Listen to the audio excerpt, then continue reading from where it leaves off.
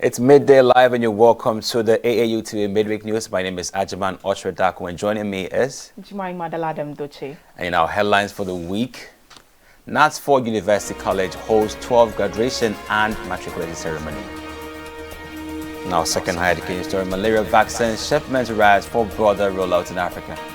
In our discovery story, Sweden factory to double plastic recycling capacity. And in entertainment, basket mouth to quit comedy in 5 years. Please stay with us for more news on the AAU TV Midweek News. We will be right back.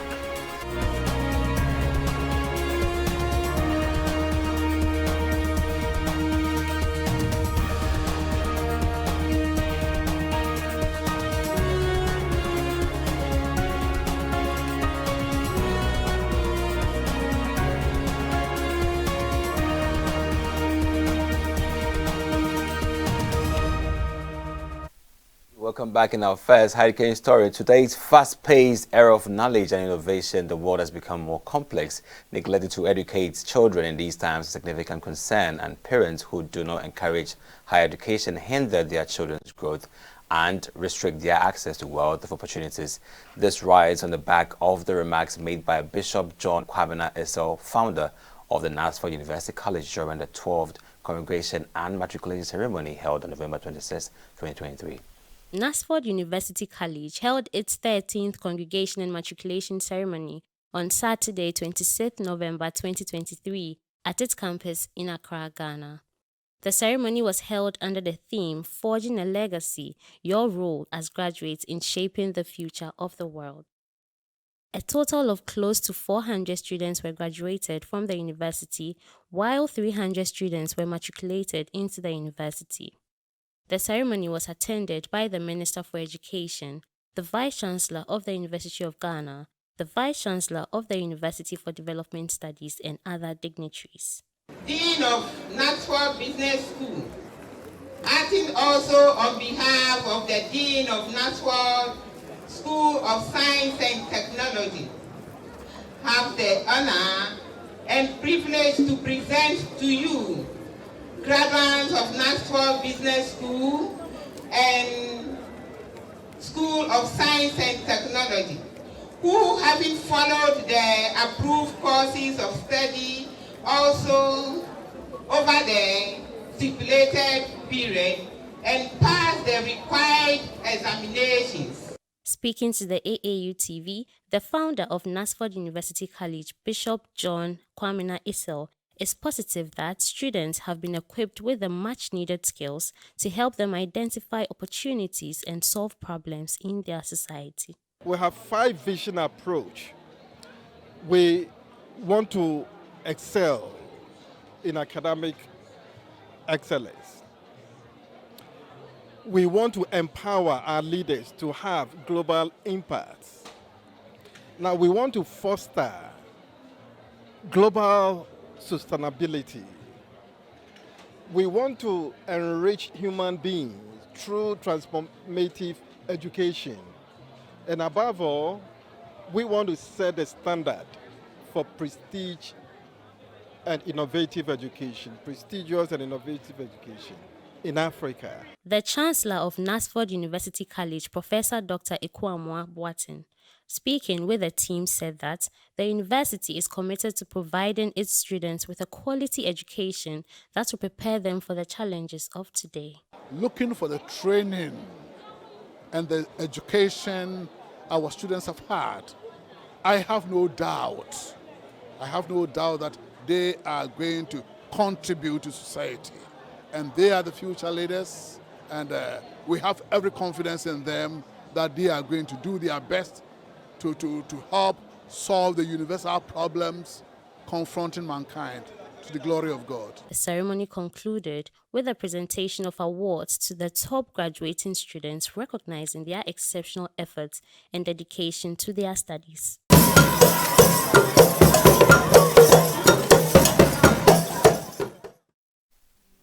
Still within the vein of matriculation, Tech for Girls, an initiative of the Heritage and Cultural Society of Africa, HACSA, has matriculated a new cohort to train 17 girls and young women in digital literacy and analytical skills, including ICT, coding, AI, in order to empower them with tech skills for career development.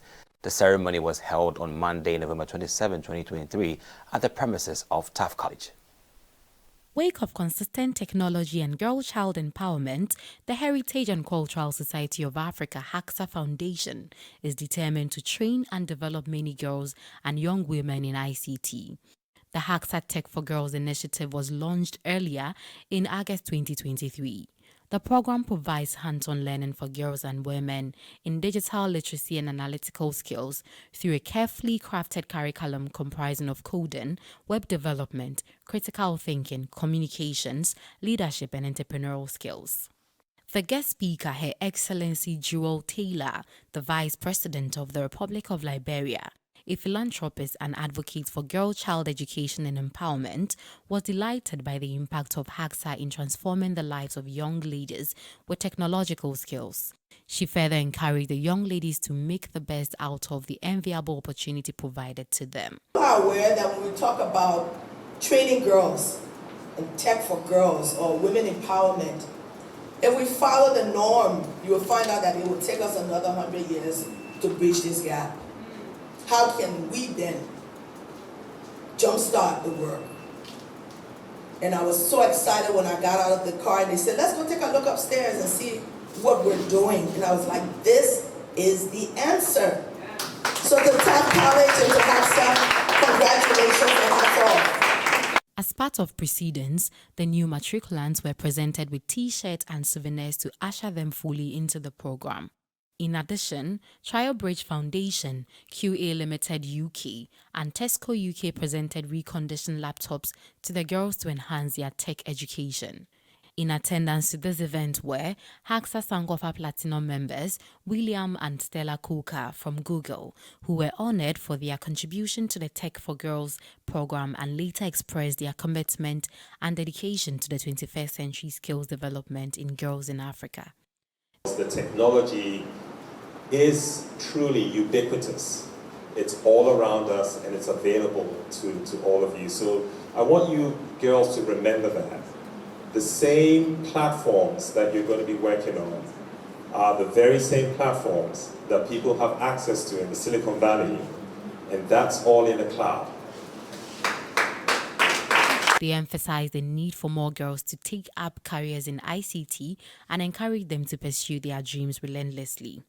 President of the HACSA Foundation, Ambassador Johanna Svanikia, shed light on the mission and vision of HACSA Foundation and the need to inspire and train more young women in technology and leadership, and called on organizations to support the training of more girls in ICT education and leadership. The most important thing we need is sponsorship. You can sponsor one girl, it's 10,000 Ghana cedis to sponsor one girl, or you can sponsor a whole cohort, like we had some of our donors today have sponsored a whole cohort of girls. So that is the most important.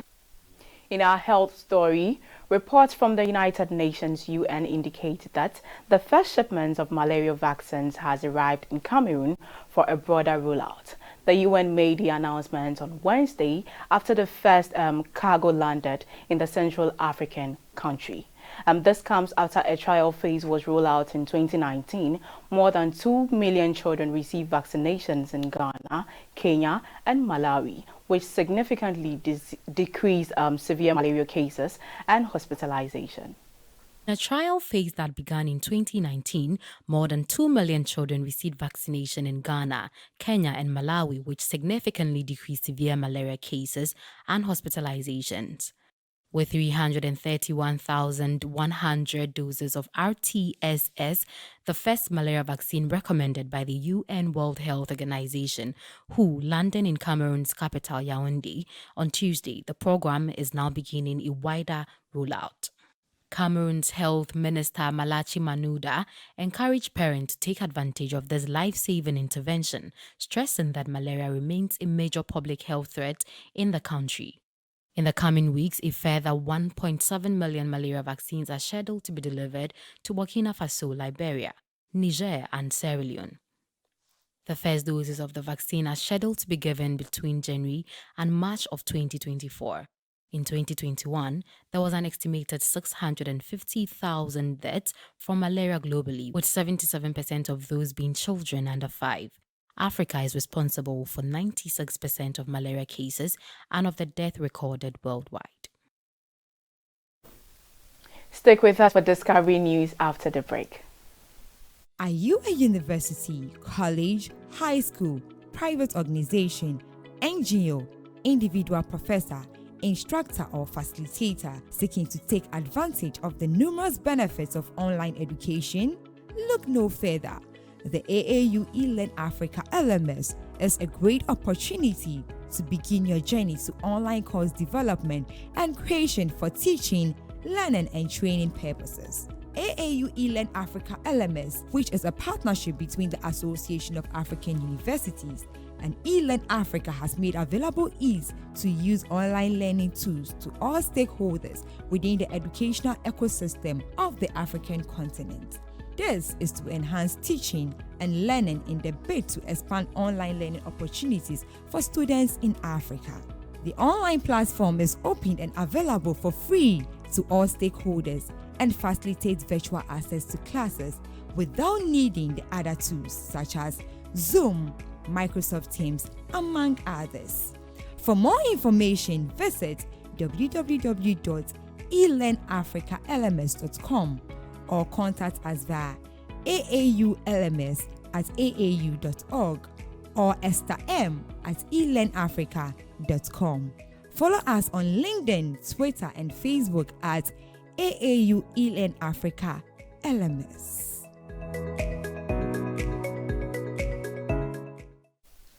Welcome back from the break, and a new Swedish factory has launched the world's largest plastic recycling plant, popularly known as Site Zero. The plant in the city of Motala is being built as the biggest of its kind, capable of sorting up to 20,000 tons of plastic packaging annually into 12 distinct types. The inauguration of Site Zero is expected to double Sweden's plastic recycling capacity, making a significant milestone. Site Zero's launch coincides with international discussions on a UN-backed treaty aimed at fighting plastic pollution, highlighting the urgency of the issue as global plastic waste is set to triple by 2060. Site Zero is a beacon of hope in the midst of this crisis and represents a significant step forward in recycling. Robert Blasiak, a researcher at the Stockholm Resilience Center, applauds Sweden for being a leader in plastic recycling and emphasizes the importance of a closed loop in plastics. This aligns with ongoing efforts to negotiate a UN plastic treaty, which aims to reduce emissions throughout the plastic life cycle to zero. Site Zero is an exemplar in the recycling industry, far surpassing its predecessor, an older facility at the same site that could only sort 5 types of plastic. The new plant, under the leadership of CEO Matthias Philipson, is poised to recycle up to 95% of packaging, minimizing incineration and its climate impact. However, this sorting facilities relies on households properly separating their waste to achieve optimal results. The plastic recycling process at Site Zero involves conventional mechanical recycling and a chemical recycling method. While there are debates among industry leaders and environmental groups about the latter, Site Zero stands as a symbol of progress. It emphasizes on the importance of responsible waste management practices for a sustainable future. So that was a good one from the Swedish factory. But Ajima, what do you think? Absolutely. You know, these are great investments to transform waste into a meaningful product. We in Africa, perhaps one of the biggest contributors to waste, occupy a whole land full of waste, landfill sites and all that. Yeah. When these waste could be transformed into meaningful products and save our natural resources, I believe this this project could be viable in Africa to help us streamline our waste production. I would say Africa has even started, because I think at some bus stops in Africa or in Accra, let me put it that way, you find some sachets used as bins and being placed at vantage points where we can, I mean, dispose rubbish. So I think if Africa should pick it up and then make it, I mean, give more light to it and make it, I mean, give it the kind of relevance that it needs. I think we can do something better. And the education, today we live in an economy whereby education matters. Are people educated enough to understand that when I drink, when I consume a bottle of water, I should put it into a plastic bin?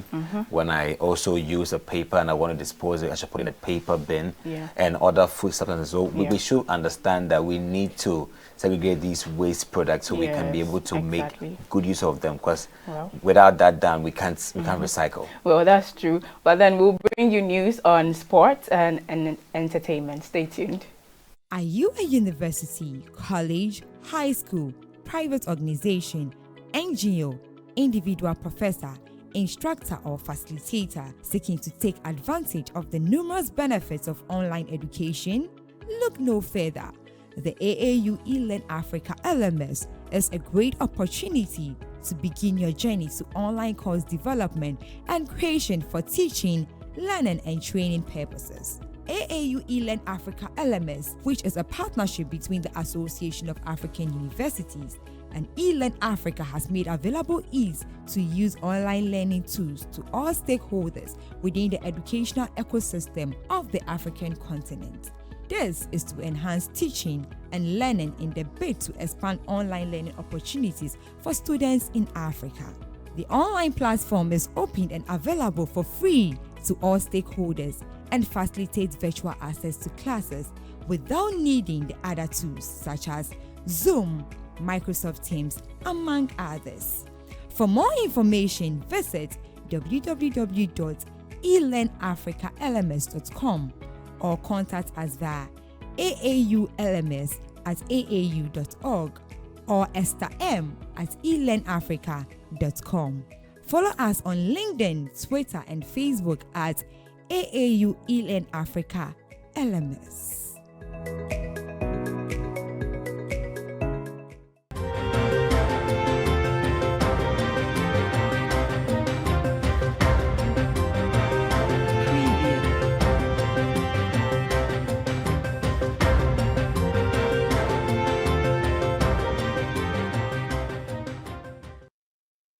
Welcome to the Sports and Entertainment segment. My name is Mamiukwa Utakwanyame, and in our sports news, South Africa has announced their withdrawal to host the 2027 Women's World Cup to avoid showing a rash presentation to FIFA. Lydia Munyempao, head of the South African Football Association, made public this update on November 25, 2023. FIFA has set the deadline for submitting precise plans for candidates to host the competition on December 8. Africa's withdrawal to host the Women's World Cup in 2027 was announced on Saturday, with the South African Football Association expressing its preference to avoid presenting a rush presentation to FIFA in December. The international deadline for submitting detailed plans for hosting the competition is set for December 8. Lydia Munyempao, the head of the South African Football Association, explained the decision, stating it was better to present a better prepared bid for 2031 rather than show a presentation made in haste. With South Africa stepping back, 3 bids now remain in contention to host the 2027 World Cup. These include a joint bid from Belgium, the Netherlands and Germany, another from the United States and Mexico, and finally a bid from Brazil. The ultimate decision on the host country or countries will be made at the FIFA Congress, scheduled to take place in Bangkok in May. It is worth noting that the most recent Women's World Cup, held in the summer of 2023, was co-hosted by Australia and New Zealand and was claimed by Spain. The withdrawal of South Africa adds an unexpected twist to the race for the hosting rights of the 2027 tournament. In our entertainment news, in a recent interview with Arise TV on Saturday, November 25, 2023, Bright Okpocha, the renowned Nigerian stand-up comedian widely recognized as Basket Mouth, revealed his intention to host a series of annual comedy shows for the next 5 years, Following this period, he expressed his plan to retire from comedy scene. Basketmouth shared this since transitioning from his music career to comedy in 1990s, he has harbored the conviction that he would eventually revisit his musical route. To step away from the comedy scenes. Reflecting on his journey, he noted that since abandoning music career for comedy in the 1990s, he always harbored the intention of returning to the world of music. His success with the popular sitcom My Flatmate, where he serves as producer and lead actor, further solidified his belief in his diverse talent. Expressing his ambitious plans, the comedian outlined his desire to delve into every facet of the entertainment industry and establish his own empire.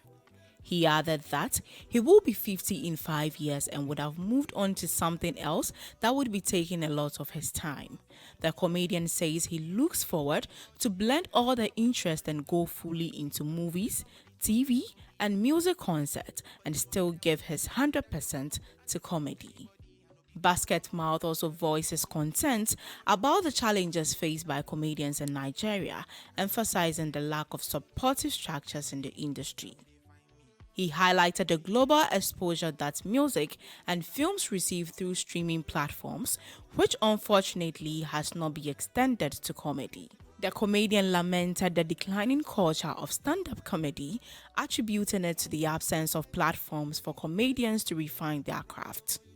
In a proactive effort to address this issue, Basketmouth revealed plans to collaborate with 1 or 2 streaming platforms for a project named One Night Stand, aimed at providing exposure for emerging comedians worldwide. Despite his exit strategy, Basketmouth left the door ajar for a potential return to comedy in the future. Now, make I explain something to you. God, 19 Adam, but woman, tell Adam, forget God. They say that they do so. That is it for sports and entertainment news. Up next is business news. My name is Mamikwa Utakwanyame. Looking for a job in higher education institution on the African continent? There is no need to go looking. The Africa Education Jobs Board will deliver available jobs to you via our platform. To start your search, visit our website. On our website, you will find variety of job postings classified by the sectors and professions they belong to. There are sections devoted to variety of career-related materials as well as information on African countries. All information you require based on the job description and requirements are accessible on the site.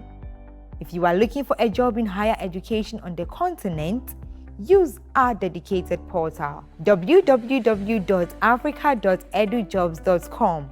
For job market updates, you can follow us on Twitter and Instagram at AF Jobs Board.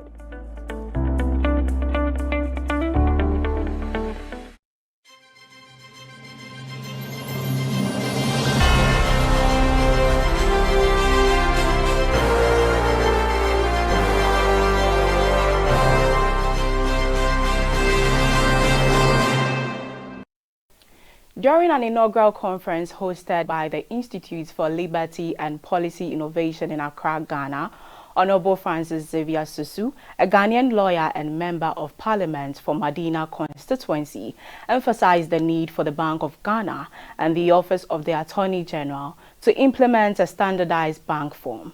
Addressing the theme of the conference, reducing family poverty and improving human dignity through the use of the next of kin, the honorable member advocated for adopting a uniform bank form to mitigate identity fraud. He urged stakeholders to prioritize the development of such a standardized form, asserting that it would not only contribute to the prevention of identity fraud, but also facilitate the efficient claiming of property for the disease, ultimately working together towards ending poverty.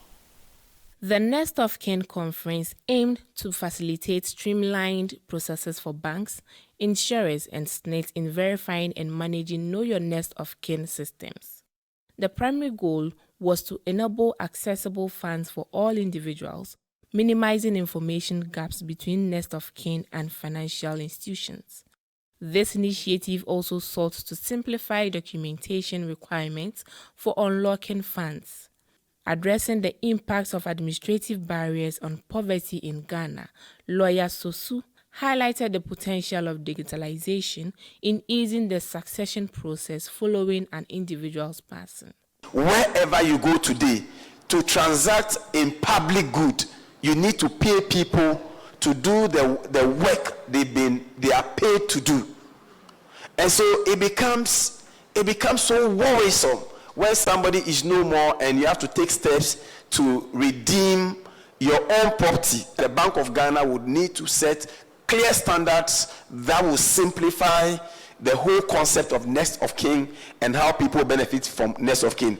It shouldn't be left to banks to decide which form they have to use when it comes to, or what should be their narrative on forms when it comes to next of kin. I think we have to develop a standardized approach across board, and these will require the support of the Office of Attorney General, the BOG. If we need to make amendments to our banking law or Special Depositors Act, or we have to set up a new legislative regime that deals with these matters, I believe that it will be important for us to do so.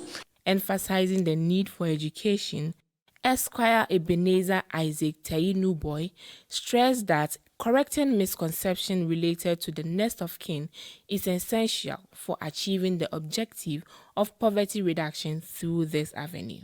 2010, the Supreme Court had occasion to pronounce on a next of kin, and they went back to 1973 to adopt the ruling given by the High Court. So there's no controversy at all. If you are nominated or elected a beneficiary, a next of kin, it doesn't make you the successor, it doesn't make you the inheritor. You definitely cannot have access to the deceased person's property. Key figures present at the event included representatives from the SNITs, the Attorney General's Office, delegates from Access Bank, and representatives from the Birth and Death Registry.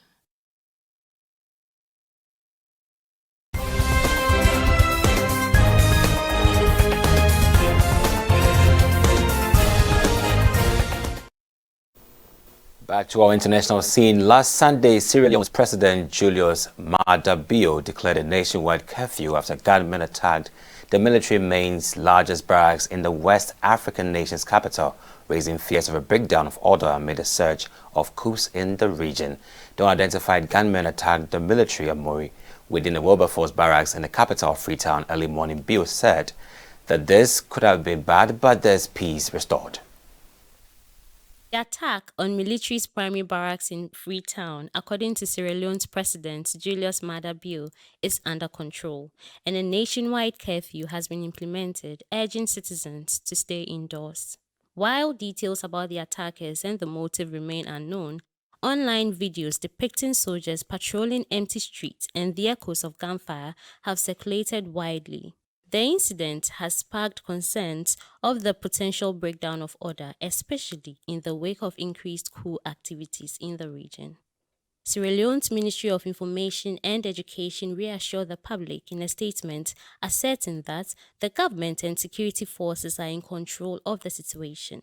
However, the West African Regional Economic Bloc ECOWAS, of which Sierra Leone is a member, characterized the attack as a plot to acquire arms and disturb the peace and constitutional order. ECOWAS emphasized its zero tolerance for unconstitutional changes of government in a formal statement. President Bio, who secured a controversial second term in June amid allegations of election irregularities, continues to face criticisms for the country's challenging economic conditions. Sierra Leone, still recovering from a devastating 11-year civil war over 2 decades ago, grapples with widespread poverty, with nearly 60% of its over 7 million population facing economic hardship, making the youth unemployment one of the highest in West Africa. Thank you for staying with us on the AAU TV Midweek News. Let's take a quick recap of our top stories. In our higher education story, Knoxville University College hosts 12th graduation and matriculation ceremony. And also malaria vaccine shipment arrives for broader rollouts in Africa.